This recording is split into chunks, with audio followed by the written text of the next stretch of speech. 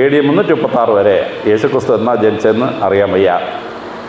അന്ന് ജീവിച്ചിരുന്ന ജൂലിയസ് മാർപ്പാപ്പ ക്രിസ്മസ് ആഘോഷിക്കാൻ വേണ്ടി തീരുമാനിച്ചു. പക്ഷേ എന്നാണ് ആഘോഷിക്കേണ്ടത് ഒരു പിടിയില്ല. AD 352 ലിബേറിയസ് എന്നൊരു മാർപ്പാപ്പ ഭരിച്ചിരുന്നു. ലിബേറിയസ് മാർപ്പാപ്പയോട് ചോദിച്ചു, നമുക്ക് ഈ ഡേറ്റ് ഒന്ന് ഫിക്സ് ചെയ്യണമെന്ന് പറഞ്ഞു. ലിബേറിയസ് മാർപ്പാപ്പ വലിയൊരു ബുദ്ധിയെടുത്തു. റോമാ സാമ്രാജ്യത്തിലെ ഏറ്റവും വലിയ ഉത്സവമാണ് സൂര്യഭഗവാന്റെ ജന്മദിനം. സൂര്യഭഗവാന്റെ ജന്മദിനം എന്താണ്? മകരസംക്രാന്തി. അന്ന് വരെ രാത്രിക്ക് നീളക്കൂടുതലും പകൽ കുറവാണ്.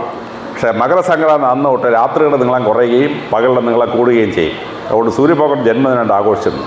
അതിന് റോമാക്കാർ വിളിച്ച ഉത്സവമാണ് നേത്താലിസ് സോളിസ് ഇൻവിക്റ്റി. മാർപ്പാപ്പ പറഞ്ഞു, നമുക്ക് ഈ ഉത്സവത്തെ വിഴുങ്ങിക്കളയാൻ തീരുമാനിച്ചു. അങ്ങനെ യേശുക്രിസ്തു ജനിച്ചത് മകരസംക്രാന്തി കാണുമെന്ന് പറഞ്ഞിട്ട് AD 352 ഡിസംബർ 25 ക്രിസ്മസ് ആയിട്ടങ്ങ് പ്രഖ്യാപിച്ചു. വാസ്തവത്തിൽ യേശുക്രിസ്തു ജനിച്ചത് സെപ്റ്റംബർ 21-നാണ്.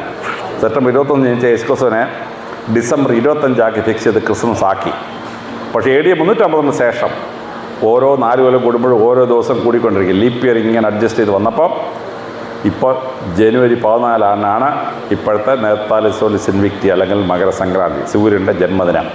അപ്പോൾ നിങ്ങൾ ആഘോഷിക്കുന്ന മകരസംക്രാന്തി ഞങ്ങൾക്ക് ക്രിസ്മസാണ്. പക്ഷേ ഞങ്ങൾ ഡേറ്റ് ഒന്നും മാറ്റിയിട്ടില്ല. 352 ഡിസംബർ 25 മകരസംക്രാന്തി അവിടെ തന്നെ ഞങ്ങൾ ആഘോഷിക്കുകയാണ്. നിങ്ങൾ പിന്നെ മാറി പഞ്ചാംഗം അനുസരിച്ച് ജനുവരി 14 കൊണ്ടുവന്നു. വിശ്വാസങ്ങളെയും ആചാരങ്ങളെയും സംബന്ധിച്ച കൂടുതൽ വീഡിയോകൾക്കായി ഈ വീഡിയോ ലൈക്ക് ചെയ്ത് ചാനൽ സബ്സ്ക്രൈബ് ചെയ്യുക. നന്ദി.